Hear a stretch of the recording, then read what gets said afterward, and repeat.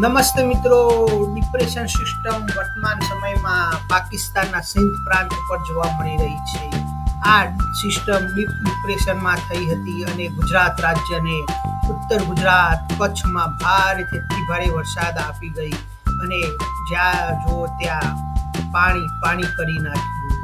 હવે ગુજરાત રાજ્યમાં કચ્છ અને દક્ષિણ ગુજરાત સિવાય ક્યાંય પણ વરસાદ જોવા મળશે નહીં. હવે આગામી 3-4 દિવસ સુધી સારામાં સારો વરાપ જોવા મળશે.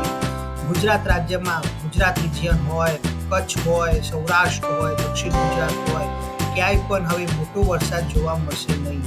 ગુજરાત રાજ્યમાં ભારેથી અતિ ભારે અત્યાર સુધી વરસાદ ના પડ્યો હોય તેવો આ ડીપ ડિપ્રેશનની સિસ્ટમ વરસાદ આપી ગઈ. ગુજરાત રાજ્યમાં હવે કોઈ પણ મોટો વરસાદ જોવા મળશે નહીં. તારીખ આજથી જ હવે ગુજરાત રાજ્યમાં વાતાવરણ ખુલ્લું થઈ ગયું છે.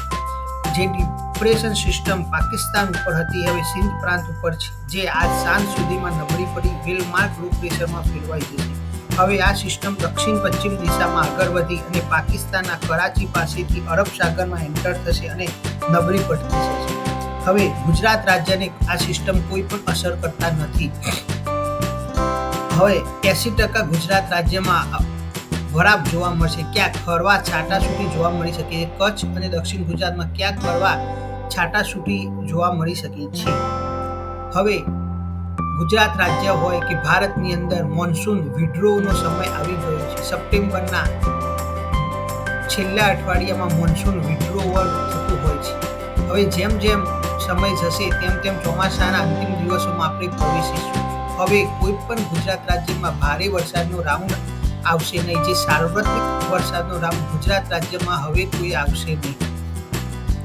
આગોતરું એંધાણ તારીખ 12-13 તારીખથી આંધ્રપ્રદેશના કાંઠે 12-13 તારીખે એક લો પ્રેશર સર્જવાની શક્યતા છે. 80% શક્યતા ગણવી, જે હવે મહારાષ્ટ્ર ઉપર આવી શકે છે. જે 13 તારીખથી 15 તારીખ દરમિયાન પૂર્વ ગુજરાત હોય, સૌરાષ્ટ્રમાં ક્યાંક ગાજવીજ સાથે હળવા ઝાપટા આપી શકે છે. હવે કોઈ પણ ભારે વરસાદ ગુજરાત રાજ્યમાં જોવા મળશે નહીં. વર્તમાન સિસ્ટમ છે દરિયાની અંદર જતી રહેશે, પછી ગુજરાત રાજ્ય આખું શુષ્ક જોવા મળશે અને સપ્ટેમ્બરના છેલ્લા અઠવાડિયાથી ગુજરાત રાજ્યમાં પણ મોન્સૂન વિડ્રોવલની શરૂઆત થઈ શકે છે.